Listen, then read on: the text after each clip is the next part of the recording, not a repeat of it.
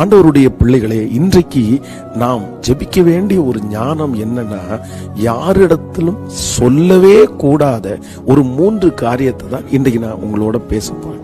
நமக்கு வாய் இருக்குது, நம்ம நம்புறோம், அவங்க நம்மளை ரொம்ப நேசிக்கிறாங்க அப்படின்றதுக்காக எல்லாத்தையுமே நம்ம சொல்லிட முடியாது.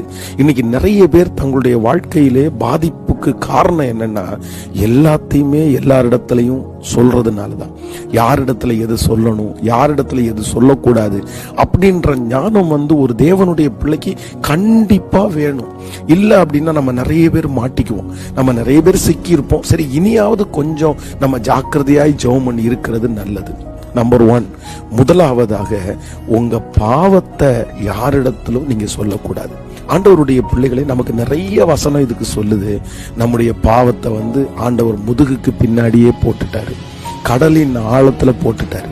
அப்படின்னா நம்ம செய்த தவற நம்மளே திரும்பி பார்க்க கூடாது அப்படின்னு நினைக்கிற ஆண்டவர் இன்னொருத்தர் பார்க்கணும்னு கர்த்தர் நினைக்கல. சோ யாருக்கு முன்னாடியும் ஒரு தேவனுடைய பிள்ளை உங்களுடைய தவறுகளை, உங்க பாவத்தை நீங்க சொல்ல வேண்டிய அவசியமே இல்லை. நீங்க உங்க தவற அவங்களுக்கு சொல்றதுனால அவங்க ஒன்றும் பண்ண முடியாது.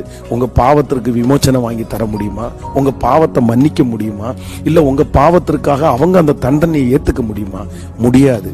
உங்க பாவத்தை சொல்லும் போது சந்தோஷமா கேட்பாங்க, அதற்கு பிறகு உங்களை ரொம்ப தப்பானவங்களா பார்ப்பாங்க. நம்பர் 2, நீங்க சொல்லக்கூடாத 2வது காரியம் என்னன்னா, நம்ம நிறைய நேரத்துல கர்த்தர் ஏதாவது ஒரு அற்புதம் செய்யும் போது எல்லா அற்புதத்தையும் ஓப்பனா சொல்லிடுவோம். இப்படி இப்படி நடந்துச்சு அப்படின்னு சொல்லுவோம். ஆனா அது கூட சில நேரத்துல ரொம்ப டேஞ்சர்.